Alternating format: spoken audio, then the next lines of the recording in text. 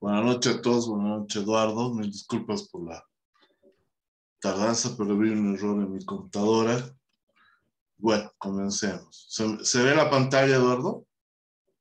Sí, doctor. Ya, ok, Adelante. gracias. Muy bien, ahora vamos a hablar de las normas de seguridad del paciente. Estas normas de seguridad, en realidad de normas de bioseguridad, están destinadas a los accidentes, a la exposición a fluidos. Tiene el objetivo de reducir los riesgos de transmisión de microorganismos, más que nunca ahora con el COVID-19. Protegen la salud del personal de salud y dan seguridad al personal de salud y a la vez a los pacientes. Buscan proteger a los pacientes de infecciones cruzadas. ¿Cuáles serían los factores de riesgo biológico?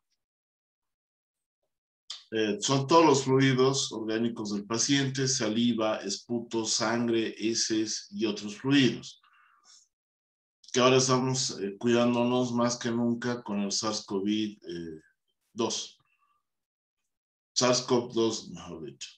Y las medidas de protección físicas. Tener las condiciones de trabajo adecuadas para el personal de salud, incluso esto ha salido ya para las oficinas y demás, con prácticas de asepsia y antisepsia correctas. ¿Cuáles son dentro de los factores? En los ambientes hospitalarios, sobre todo en emergencias, en hospitalización, en UTIs, en quirófanos, deberían contar, y esto sí se ha visto ya, lavamanos en perfectas condiciones, con flujo continuo de agua limpia, jabón con dispensador estéril, toallas descartables. Se debería tener correcto del lavado de manos, práctica de asepsia y antisepsia para disminuir la exposición a los riesgos biológicos. Son los 5 momentos del lavado de manos que lo conocemos: antes de estar en contacto con el paciente, antes de realizar una tarea limpia aséptica, después de la exposición de fluidos corporales, después del contacto con el paciente y después del contacto con su entorno. ¿Cuáles son los factores biológicos? Es la hepatitis B, puede ser el VIH-Sida, puede ser Chagas en nuestro medio, y obviamente el COVID-19. Es muy importante por eso utilizar las barreras físicas como guantes, como agujas, jeringas desechables, utilizar hipoclorito de sodio, glucateído, amonio cuaternario y muchas sustancias que ahora han salido para poder utilizar como medidas de protección, ¿no? Y obviamente las biológicas, que también ahora lo estamos viendo, que son las vacunas, ahora que lo estamos viviendo con el SARS-CoV-19.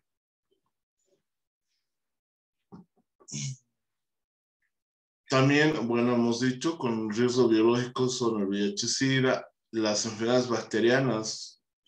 No nos vamos a olvidar de la tuberculosis, que sigue siendo una enfermedad histórica, ancestral, y no se ha disminuido la transmisión. Debemos usar medidas descartables como guantes, tapabocas, batas descartables, etc. Eso está más que nunca de moda, lo estamos usando ahora nuevamente en los hospitales, el personal de salud, ¿no? Tenemos hepatitis B, VIH-Sida, COVID-19. La mayoría de las exposiciones no deberían ocasionar una infección, siempre y cuando tengamos los equipos de protección adecuados. Vamos a ver los factores de riesgo sanitario. En los establecimientos de salud se debería caracterizar por limpieza y saneamiento óptimo de pisos, paredes, techos, sanitarios de los pacientes, sanitarios de los trabajadores, equipos y procedimientos de recolección de desechos, en la prevención y el manejo de residuos sólidos. No nos olvidemos, esto ya todos conocemos, residuos comunes en tachos de color negro, biológicos rojo y los especiales de color azul en nuestro medio. A nivel internacional es el amarillo. Saneamiento básico es fundamental para disminuir el riesgo intrahospitalario. No podemos seguir teniendo pisos, paredes sucios, techos con filtraciones, sanitarios en pésimas condiciones, que son focos de contaminación intrahospitalario. Dentro de los factores de riesgo químico están los glicoles, el benzol, el tolueno, el glucaraldehído, el formol, el óxido de etileno. Podemos también tener los citotácticos, los gases anestésicos, etc. Dentro de los riesgos químicos también tenemos algunas lesiones o enfermedades de tipo profesional. Por ejemplo, en los hospitales, las cantidades de sustancias químicas, el alcohol que lo estamos utilizando en cada momento, cuando ver que la piel está seca, utilizar crema de tiempo en tiempo, utilizar otro tipo de sustancias nos puede causar irritaciones, hipersensibilidad, daño en los órganos, incluso en mujeres embarazadas, malformaciones congénitas, mutaciones, cáncer.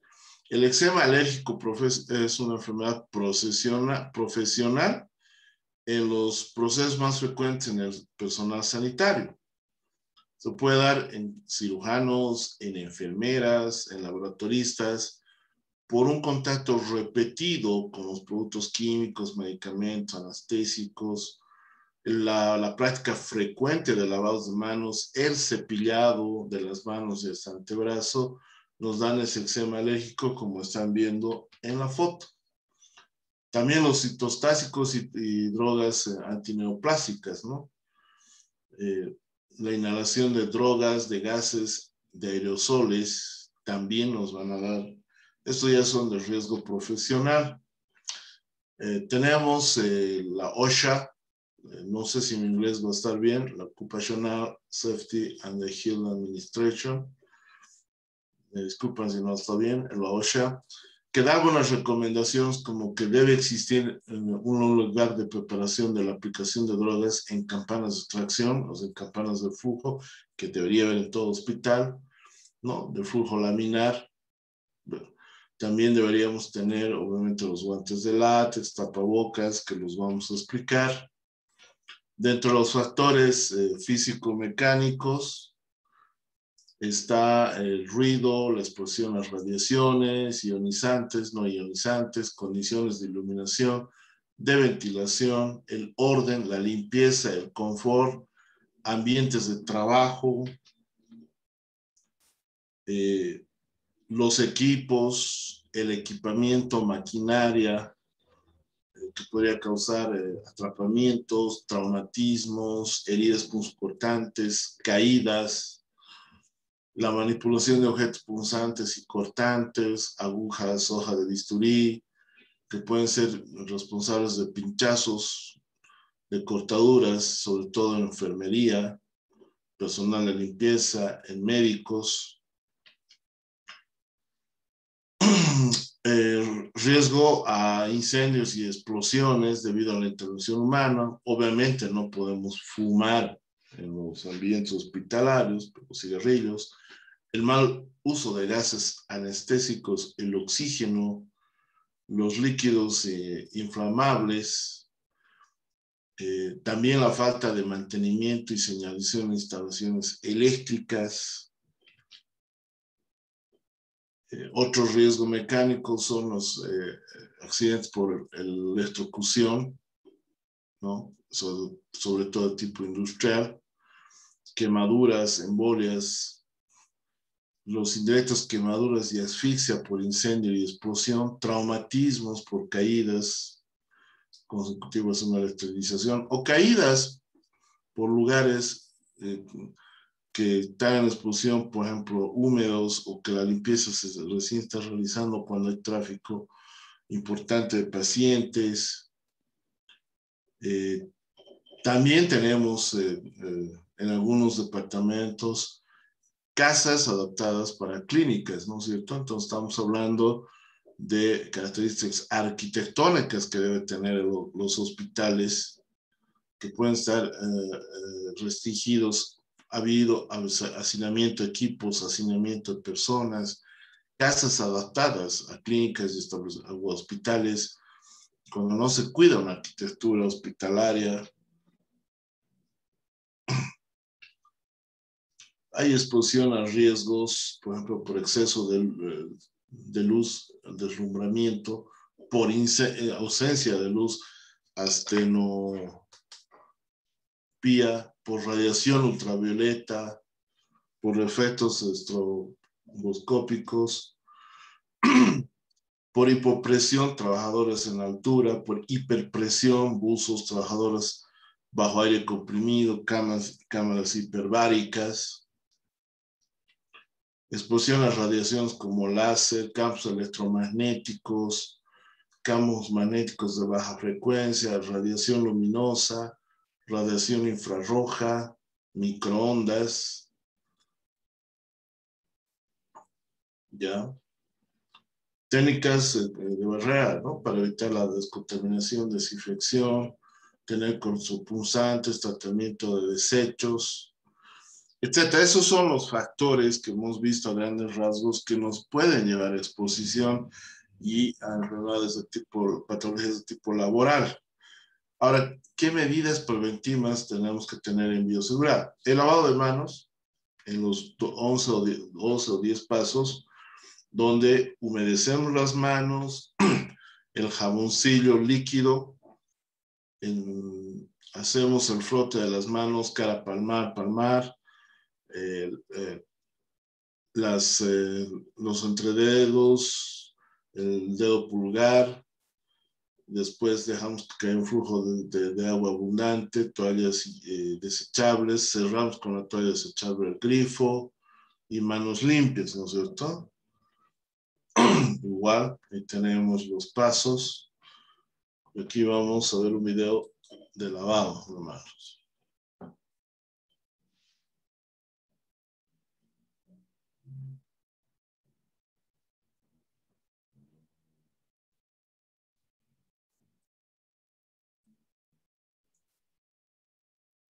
Práctica de lavado de manos. El lavado de manos es el componente más sencillo, importante y efectivo en la prevención de la transmisión de las infecciones asociadas a la atención de salud que pueden estar causadas por bacterias, virus, hongos y parásitos presentes en la piel. La higiene de las manos puede practicarse de dos maneras: con desinfectante alcohólico y con agua y jabón. Práctica de limpieza y lavado de manos. En principio, mójese las manos con agua. Primer paso. Con desinfectante alcohólico o jabón, deposite en la palma de la mano una cantidad de producto suficiente para cubrir todas las superficies a tratar. Segundo paso. En ambas prácticas tenga en cuenta frotarse las palmas de las manos entre sí. Tercer paso. Frótese la palma de la mano derecha contra el dorso de la mano izquierda, entrelazando los dedos y viceversa. Cuarto paso. Frótese las palmas de las manos entre sí con los dedos entrelazados. Quinto paso. Frótese el dorso de los dedos de una mano con la palma de la mano opuesta, agarrándose los dedos. Sexto paso. Frótese con movimientos de rotación el pulgar izquierdo, rodeándolo con la palma de la mano derecha y viceversa. Séptimo paso. Frótese la punta de los dedos de la mano derecha contra la palma de la mano izquierda, haciendo un movimiento de rotación y viceversa. Continúe con el octavo paso. Enjuáguese las manos con agua. Noveno paso. Séqueselas con una toalla de un solo uso. Décimo paso. Utilice la toalla para cerrar el grifo. Sus manos están seguras en solo 60 segundos. Muy bien, entonces utilizamos materiales cortopunzantes. No podemos, algunas recomendaciones, por ejemplo, tenemos que no reencapuchar las agujas, no doblarlas ni romper las agujas, no manipular las agujas para separar de la jeringa y, de ser posible, usar la pinza para hacer esto, para manipular instrumentos cortopunzantes. Los recipientes o descartadores deben estar lo más próximo posible al trabajo. Esos son los recipientes rígidos. Esos son, en general, los que se debería usar. Pues ahora estamos utilizando frascos, botellas de plástico desechables. La correcta utilización es el guardián de seguridad que brinda protección en el manejo de cortopunzante, que es el que están viendo acá. Este es el que deberíamos usar, pero me imagino que por costos no lo estamos usando en la mayoría de los hospitales.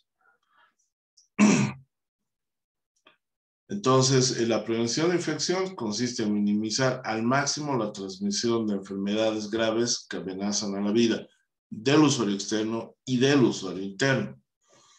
Entonces, ¿cuáles son las estrategias de prevención de infecciones?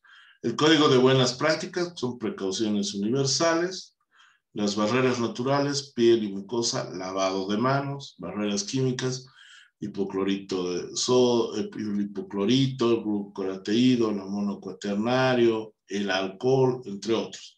Las barreras físicas, guantes, mascarillas, gafas, bata, y las barreras biológicas, las vacunas. O sea, no hay donde perderse en eso. Hablando de la seguridad del paciente, ¿qué debemos evitar? Un evento adverso, que ya lo hemos indicado. Bueno, el evento adverso es que puede producir daño o lesión, pero no es intencional. Entonces, sí puede, o sea, no se va a llegar un proceso por mala praxis o lo que sea. Un evento centinela, que puede ser un evento adverso donde está presente la muerte de la persona o un daño físico o psicológico severo, permanente, pero no ha habido intención. Puede haber un incidente, una falla durante la prestación de un servicio de salud, que puede no alcanzar a causar daño al paciente. La complicación, el daño, el resultado clínico no esperable y no atribuible a la atención de salud, ¿no? Puede ser entre una iatrogenia, un error en un evento adverso, un error médico, un error humano, mejor dicho. Entonces ahí tenemos los eventos adversos y el incidente, que ya un poco esto lo hemos hablado. Entonces, dentro de la gestión de la seguridad del paciente, tenemos que tener planeación estratégica, propósito de crear un entorno seguro, un sistema de reporte y confidencialidad, una alianza paciente y familia, un comité de seguridad del paciente, clima de seguridad, de reporte y análisis, estrategia y difusión, buenas prácticas, guía de buenas prácticas de seguridad del paciente, prioridad de procesos, identificación de riesgos, estrategia de seguridad del paciente, sistemas de información, notificación, señalización, prácticas seguras, investigación, crear una cultura de seguridad del paciente, formación e instrucción a nuestros usuarios, educación. Entonces, las reglas de los 4 yo. Yo preparo, yo administro, yo registro, yo respondo. Esto más para la práctica de las enfermeras. 7 estrategias de seguridad del paciente: identificar correctamente al paciente, mejorar una comunicación efectiva, mejorar la seguridad de medicamentos de alto riesgo, cirugías en lugares correctos y en pacientes correctos, reducir el riesgo de infecciones asociadas a la atención de salud, minimizar el riesgo de daño o de caída del paciente, hacer un cronograma adecuado de limpieza, por ejemplo, ¿no? La limpieza podría ser 6, 7 de la mañana, antes que haya un flujo permanente de las personas, y no estar limpiando cuando están circulando los pacientes. Prevenir, bueno, úlceras de presión cuando el paciente está inmovilizado. Bioseguridad en la en el trabajo en las morgues, ¿no? Es una aplicación de medidas preventivas para asegurar a quién de la contaminación, al trabajador, ¿no? Y tratar al cadáver expuesto potencialmente riesgoso. Esto en las morgues o para la parte forense.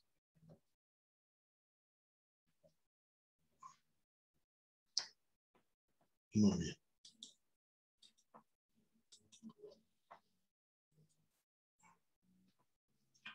Entonces, ahora vamos a hablar de las medidas de prevención estándar y accidentes físicos, químicos y biológicos.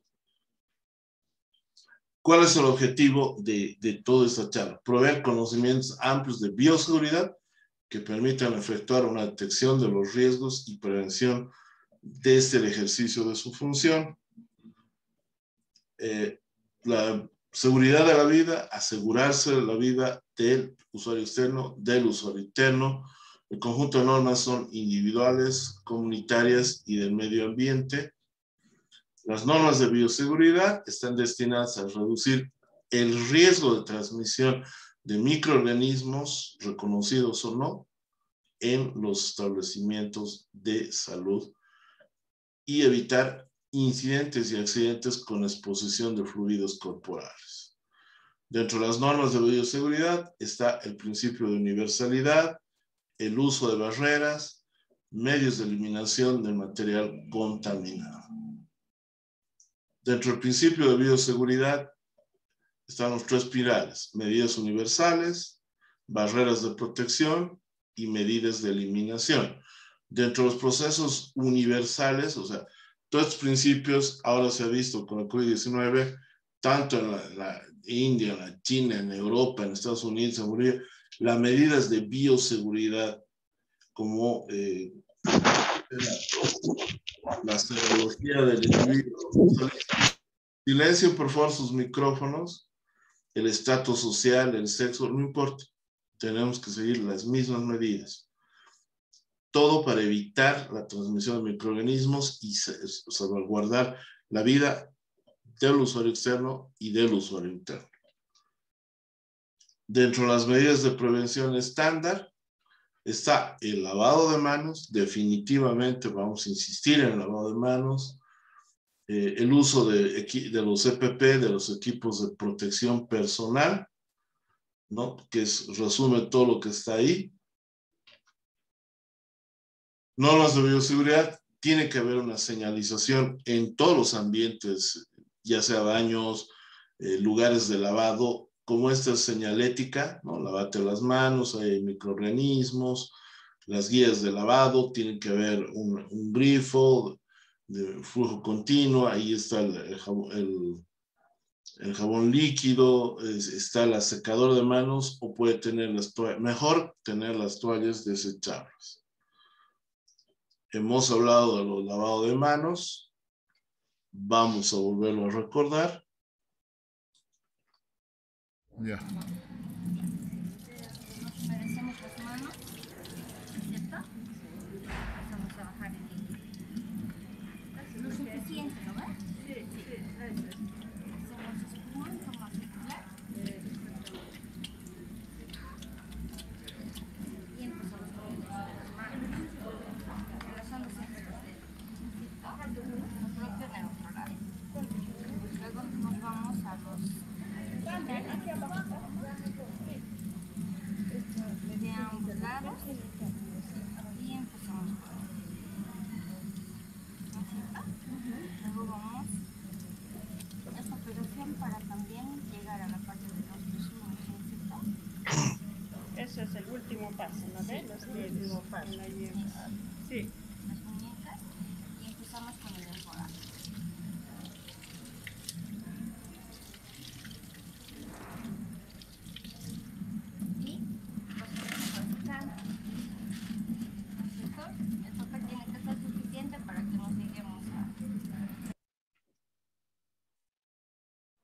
Estas son las condiciones entonces que tenemos ideal en todo personal, ahora más que nunca en todos los ambientes se debe tener, incluso para el lavado de manos de las personas. Se está haciendo eso en los servicios de triaje.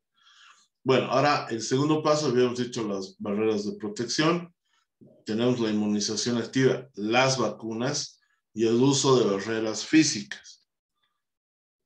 Dentro de las barreras físicas están los equipos de protección, están los guantes, está la mascarilla o barbijo, la bata, está el gorro y están los lentes. Entonces ahí tenemos el uso adecuado. Por ejemplo, esto es para ambientes con pacientes COVID, por ejemplo, directamente, en áreas donde ya está en la atención o terapia. Entonces ahí tenemos gafas de seguridad, puede haber mascarillas con filtro, ¿no? El mono de trabajo, que se llama en realidad es el overol desechable, si va el término de trabajo, guantes de nitrilo, casas y calzados de trabajo, pero también si estamos en centro de exposición intermedia, puede ser el gorro, el barbijo, las gafas, las batas, etcétera, ¿no? Bueno, y el pijama quirúrgico y los zapatos o calzados de trabajo. Entonces, los guantes, que son mecanismos de barrera para evitar la exposición de riesgos de fluidos biológicos al manipularlos. Dentro de los guantes, bueno, tenemos los protección de las manos, el proceso referido a la manipulación de fluidos biológicos, el modo de uso de los guantes de goma u otro impermeable. Primero, que la víctima no deberá ser alérgica al material. O sea, primero se debe lavar las manos antes de colocarse y lavarse las manos antes de sacarse y después de sacarse. Perdón. Tenemos los guantes de polietileno, que es para un examen a un paciente. Tenemos los guantes de vinilo, con PVC sintético. Todos estos no son desechables, se los puede utilizar. Guantes de látex, caucho natural y los guantes de nitrilo. Entonces, para el examen clínico, por ejemplo, ¿qué guantes necesitamos? Son de vinilo, ambidiestros, de puño corto, se usan limpios, no necesitan estar estériles, están destinados a procedimientos semicríticos y deben ser desechados ni bien se ha terminado el uso. Los quirúrgicos son de látex, vienen en sobres dobles, son estériles, provienen de varios tamaños, pueden quedarse en puño corto o llegar a cubrir la muñeca.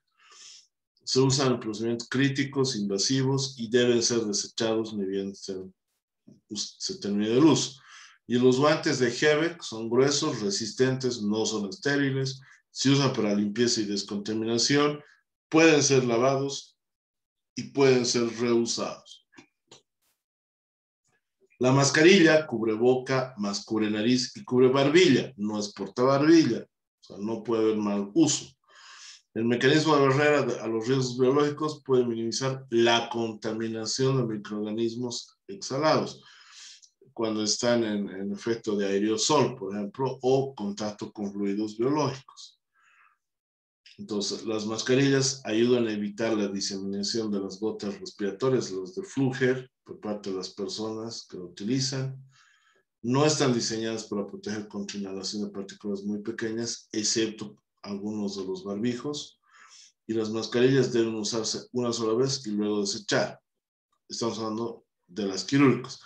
Las N95 a los KN95 se las puede usar con todo el cuidado, ¿no? Entonces, no nos sirven los de tela, no nos sirven los que tienen un filtro hacia afuera, no nos sirven. Sí nos sirven el N95, el KN95 y los quirúrgicos. Podemos usar con las mascarillas.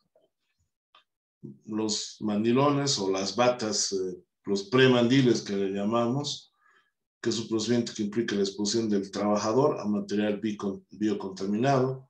Se utiliza en todas las áreas críticas de hospitalización y deberían ser impermeables hacia el agua. Las batas o mandiles, la utilización es multifactorial, la atención del paciente, deben ser impermeables, deben ser largas por debajo de la pierna, deben abarcar el cuello, deben lavarse las manos antes de colocarse la bata y lavarse las manos después de colocarse la bata.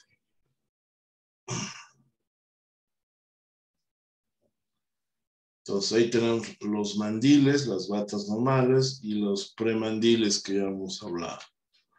Esa es la manera correcta de usar el premandil y un mandilón que es de goma impermeable. Entonces ahí tenemos batas de laboratorio sin bolsillo, que son por debajo de la pierna, la bata de laboratorio, los overoles elásticos, los overoles de alta calidad, la bata de protección como está ahí.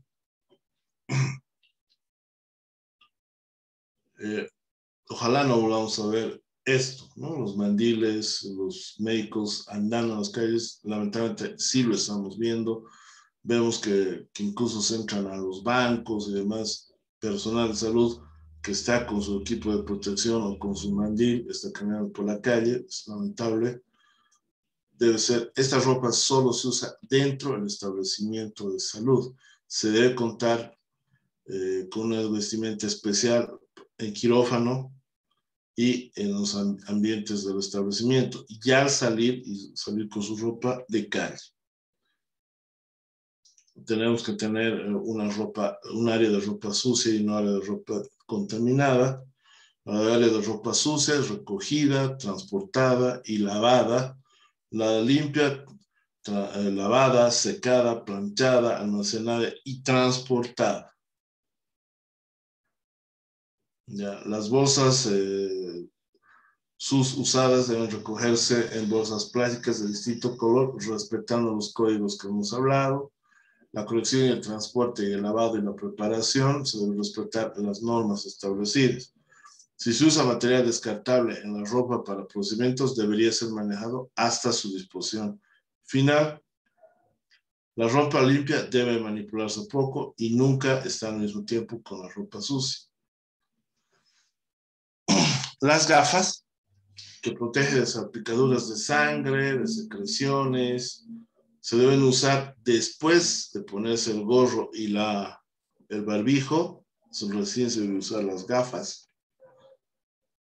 Entonces los anteojos son de protección al ojo. La implicación del uso en todo proceso referido a manipulación de fluidos biológicos. Los anteojos pueden ser de cualquier tipo. Los lentes de contacto no sirven como barrera de protección y no deben manipularse durante la tensión. Entonces tenemos cubierta con esponja, aberturas inclinadas, aberturas de botón, etc. Y el gorro, que se debe contar con un reborde elástico, debe cubrir suficientemente el cabello, pabellones auriculares. Se debe colocar antes de calzarse los guantes y ponerse la mascarilla. Las botas se utilizan para evitar la contaminación en áreas donde se realizan procedimientos. Se coloca antes de la gorra, mascarilla o guantes. Son de uso obligatorio en las áreas rígidas. Las medidas de eliminación comprende todo lo que es la prevención y el manejo de residuos sólidos. No nos olvidemos colores universales, el negro para residuos comunes, el rojo biológicos y el azul para especiales. Y ese comportamiento rígido para agujas no tenemos en todos los hospitales. Tenemos estos frascos de plástico. Se dividen en dos, en manejo de objetos cortopulsantes y no cortopulsantes. No podemos hacer eso, que estén agujas, que estén jeringas. Eso es incorrecto, solo agujas. Entonces, objetos cortopulsantes, por ejemplo, son lo que les decía, los dispositivos rígidos, con tapa rígida, como está aquí, que nos permiten dejar las agujas y las jeringas desecharlos de otro modo. Pero esta es la realidad, utilizamos este tipo de frascos, pero esto no es lo correcto. Como está ahí, ¿no? Deberíamos utilizar ese amarillo, me imagino que económicamente no da. Entonces estamos utilizando de esta manera, no la correcta, ¿no? Que están las ampollas, agujas, encapuchadas y todo eso. Se recomienda no reencapuchar las agujas, lo volvemos a repetir, no doblarlas, no romperlas, no manipular las agujas, solo separarlas de las jeringas y, de ser posible, utilizar las pinzas para el mismo. Los objetos no cortopunzantes se puede utilizar en dispositivos rígidos, o sea, en tachos, y también usar bolsas, ¿no? Negras para residuos comunes, roja para los residuos biocontaminados, y para especiales. En nuestro medio es de color azul, a nivel internacional amarillo. Entonces, material biocontaminado, rojo, común, negro y especial. En nuestro medio, azul. Tiene que ver la señalización hasta su destino final, pero hay destinos intermedios. Entonces tiene que estar perfectamente señalizado, ¿no? Como está para el uso. Las cajas están para jeringas y ampollas, preferible, y solo agujas en frascos de plástico. También área de desechos en centros en las cocinas. Puede haber accidentes biológicos. Del 70% de los accidentes en el personal de salud es en la enfermería. El 10 al 15% en laboratorio. Los accidentes, ¿dónde ocurren frecuentemente? En la habitación del enfermo, en un 70%. En UTI, del 10 al 15%. Fundamentalmente al manipular jeringas, al tratar de reencapuchar las agujas, etc.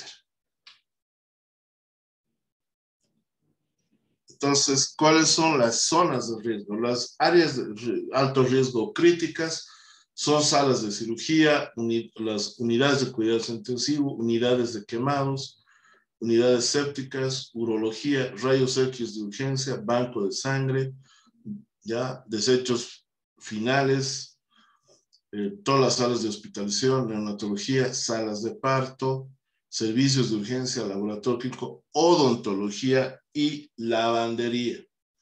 De riesgo intermedio semicríticas son consulta externa, esterilización, fisioterapia, rayos X de hospitalización, área de preparación de soluciones, servicio de alimentación, servicio de mantenimiento y servicio de limpieza y aseo. Y las de bajo riesgo, áreas administrativas, pasillos, salas de espera, farmacias y oficinas de nutrición, ¿no? Entonces, los accidentes comúnmente hemos dicho, punción arterial, flebotomías, endoscopías, succión de traqueostomías, etc. Entonces, tenemos que ver la fuente de los líquidos corporales, fluidos corporales. Entonces, no nos olvidemos que tenemos que utilizar los equipos de protección para evitar justamente los accidentes en contacto con fluidos corporales y tener condiciones de trabajo adecuadas, con la sangre, con la orina, con los fluidos obstétricos, ¿no es cierto? En un trabajo de parto, o sea, placenta, líquido amniótico, etc. Meconio. Puede haber accidentes, exposición de fluidos biológicos, como hemos visto. Por eso tenemos que tener el equipo de protección adecuada. Agente de infección, VIH, SIDA, hepatitis B, hepatitis A, virus C, el SARS-CoV-19, estaría el Chagas, la tuberculosis, entre otros. Evitar con los barbijos las gotas de Fruger.